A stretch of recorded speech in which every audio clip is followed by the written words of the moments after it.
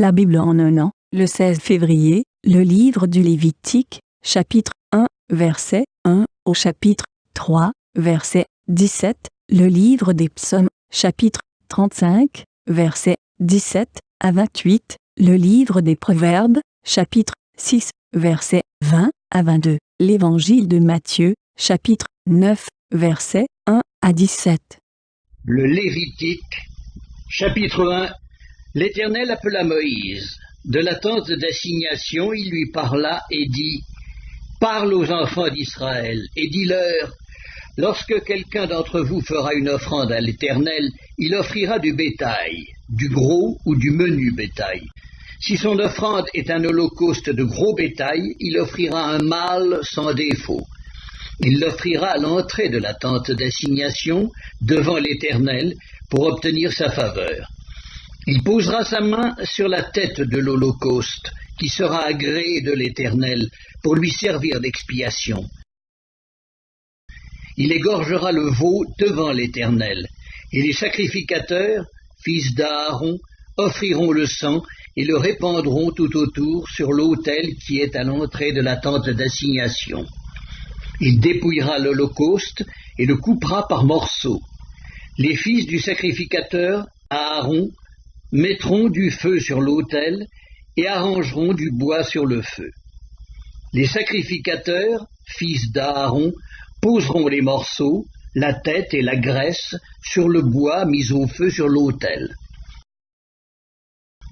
Il lavera avec de l'eau les entrailles et les jambes, et le sacrificateur brûlera le tout sur l'autel. C'est un holocauste, un sacrifice consumé par le feu, d'une agréable odeur à l'Éternel. Si son offrande est un holocauste de menu bétail, d'agneaux ou de chèvres, il offrira un mâle sans défaut. Il l'égorgera au côté septentrional de l'autel, devant l'Éternel. Et les sacrificateurs, fils d'Aaron, en répandront le sang sur l'autel tout autour. Il le coupera par morceaux, et le sacrificateur les posera avec la tête et la graisse sur le bois mis au feu sur l'autel. Il lavera avec de l'eau les entrailles et les jambes, et le sacrificateur sacrifiera le tout et le brûlera sur l'autel. C'est un holocauste, un sacrifice consumé par le feu, d'une agréable odeur à l'Éternel. Si son offrande à l'Éternel est un holocauste d'oiseaux, il offrira des tourterelles ou de jeunes pigeons. Le sacrificateur sacrifiera l'oiseau sur l'autel, il lui ouvrira la tête avec l'ongle et la brûlera sur l'autel. Et il exprimera le sang contre un côté de l'autel, il ôtera le jabot avec ses plumes et le jettera près de l'autel, vers l'orient, dans le lieu où l'on met les cendres. Il déchirera les ailes sans les détacher, et le sacrificateur brûlera l'oiseau sur l'autel et sur le bois mis au feu. C'est un holocauste, un sacrifice consumé par le feu, d'une agréable odeur à l'Éternel. Le Lévitique, chapitre 2. Les offrandes. Lorsque quelqu'un fera à l'Éternel une offrande en don, son offrande sera de fleurs de farine. Il versera de l'huile dessus et il y ajoutera de l'encens. Il la portera au sacrificateur, fils d'Aaron. Le sacrificateur prendra une poignée de cette fleur de farine, arrosée d'huile, avec tout l'encens, et il brûlera cela sur l'autel comme souvenir. C'est une offrande d'une agréable odeur à l'Éternel. Ce qui restera de l'offrande sera pour Aaron et pour ses fils. C'est une chose très sainte parmi les offrandes consumées par le feu devant l'Éternel. Si tu fais une offrande de ce qui est cuit au four, qu'on se serve de fleurs de farine et que ce soit des gâteaux sans levain, pétris à l'huile, et des galettes sans levain arrosées d'huile. Si ton offrande est un gâteau cuit à la poêle, il sera de fleurs de farine pétries à l'huile, sans levain. Tu le rompras en morceaux et tu verseras de l'huile dessus. C'est une offrande. Si ton offrande est un gâteau cuit sur le grill, il sera fait de fleurs de farine pétries à l'huile. tu apporteras l'offrande qui sera faite à l'Éternel avec ces choses-là. Elle sera remise au sacrificateur qui la présentera sur l'autel. Le sacrificateur en prélèvera ce qui doit être offert comme souvenir et le brûlera sur l'autel. C'est une offrande d'une agréable odeur à l'Éternel. Ce qui restera de l'offrande sera pour Aaron et pour ses fils. C'est une chose très sainte parmi les offrandes consumées par le feu devant l'Éternel. Aucune des offrandes que vous présenterez à l'Éternel ne sera faite avec du levain, car vous ne brûlerez rien qui contienne du levain ou du miel parmi les offrandes consumées par le feu devant l'Éternel. Vous pourrez en offrir à l'Éternel comme offrande des prémices, mais il n'en sera point présenté sur l'autel comme offrande d'une agréable odeur. Tu mettras du sel sur toutes tes offrandes, tu ne laisseras point ton offrande manquer de sel, signe de l'alliance de ton Dieu. Sur toutes tes offrandes, tu mettras du sel. Si tu fais à l'Éternel une offrande des prémices, tu présenteras des épis nouveaux, rôtis au feu et broyés, comme offrande de tes prémices. Tu verseras de l'huile dessus et tu y ajouteras de l'encens. C'est une offrande.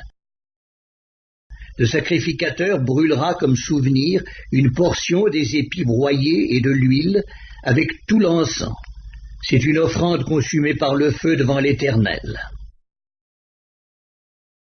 Le Lévitique, chapitre 3. Les sacrifices d'action de grâce. Lorsque quelqu'un offrira à l'Éternel un sacrifice d'action de grâce, s'il offre du gros bétail, mâle ou femelle, il l'offrira sans défaut devant l'Éternel. Il posera sa main à la tête de la victime, qu'il égorgera à l'entrée de la tente d'assignation. Et les sacrificateurs, fils d'Aaron, répandront le sang sur l'autel tout autour. De ce sacrifice d'action de grâce, il offrira en sacrifice consumé par le feu devant l'Éternel la graisse qui couvre les entrailles et toute celle qui est attachée, les 2 rognons et la graisse qui les entoure, qui couvre les flancs et le grand lobe du foie, qu'il détachera près des rognons. Les fils d'Aaron brûleront cela sur l'autel par-dessus l'holocauste qui sera sur le bois mis au feu. C'est un sacrifice consumé par le feu, d'une agréable odeur à l'Éternel. S'il offre du menu bétail, mâle ou femelle, en sacrifice d'action de grâce à l'Éternel, il l'offrira sans défaut. S'il offre en sacrifice un agneau, il le présentera devant l'Éternel. Il posera sa main sur la tête de la victime qu'il égorgera devant la tente d'assignation, et les fils d'Aaron en répandront le sang sur l'autel tout autour. De ce sacrifice d'action de grâce, il offrira en sacrifice consumé par le feu devant l'Éternel la graisse, la queue entière qu'il séparera près de l'échine, la graisse qui couvre les entrailles, et toute celle qui y est attachée, les 2 rognons et la graisse qui les entoure, qui couvre les flancs et le grand lobe du foie, qu'il détachera près des rognons. Le sacrificateur brûlera cela sur l'autel. C'est l'aliment d'un sacrifice consumé par le feu devant l'Éternel. Si son offrande est une chèvre, il la présentera devant l'Éternel. Il posera sa main sur la tête de la victime, qu'il égorgera devant la tente d'assignation. Et les fils d'Aaron en répandront le sang sur l'autel tout autour.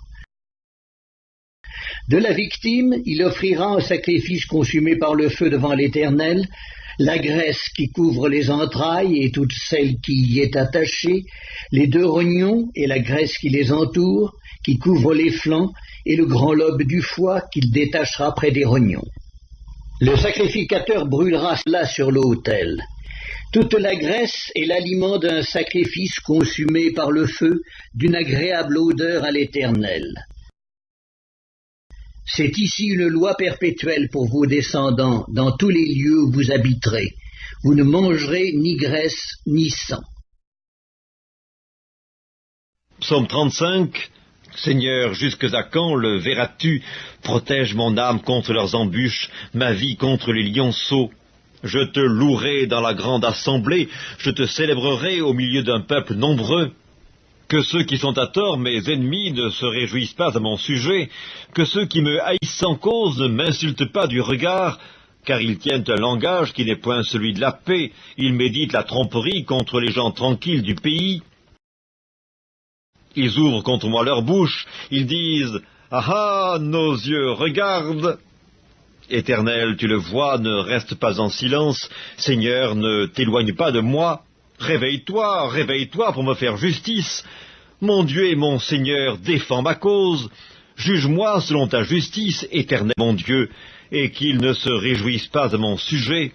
Qu'ils ne disent pas dans leur cœur « Ah, voilà ce que nous voulions !» Qu'ils ne disent pas « Nous l'avons englouti !»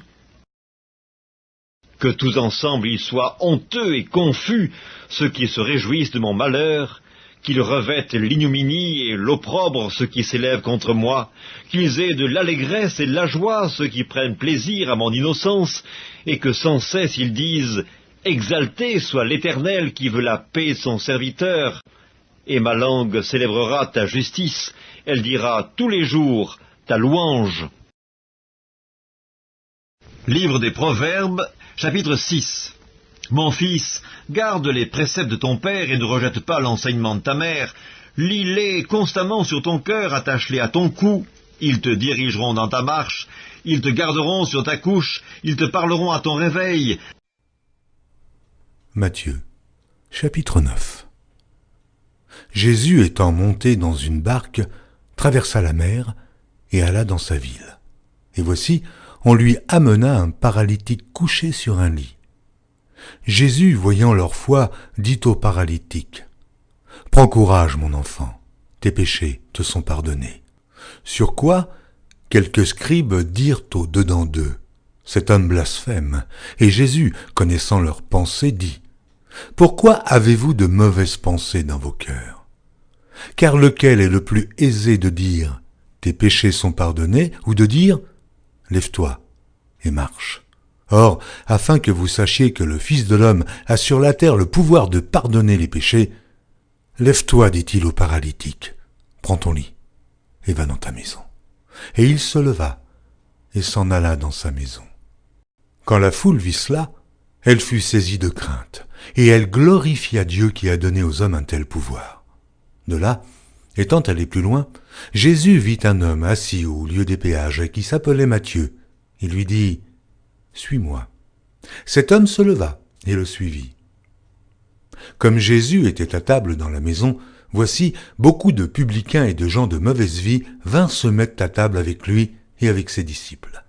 Les pharisiens virent cela, et ils dirent à ses disciples, « Pourquoi votre maître mange-t-il avec les publicains et les gens de mauvaise vie ?»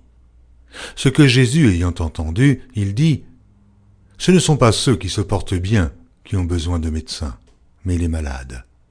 Allez, et apprenez ce que signifie « Je prends plaisir à la miséricorde et non au sacrifice, car je ne suis pas venu appeler des justes, mais des pécheurs. » Alors les disciples de Jean vinrent auprès de Jésus et dirent, « Pourquoi nous et les pharisiens jeûnons-nous, tandis que tes disciples ne jeûnent point ?» Jésus leur répondit, « Les amis de l'époux peuvent-ils s'affliger pendant que l'époux est avec eux? Les jours viendront où l'époux leur sera enlevé, et alors ils jeûneront. Personne ne met une pièce de drap neuf à un vieil habit, car elle emporterait une partie de l'habit, et la déchirure serait pire.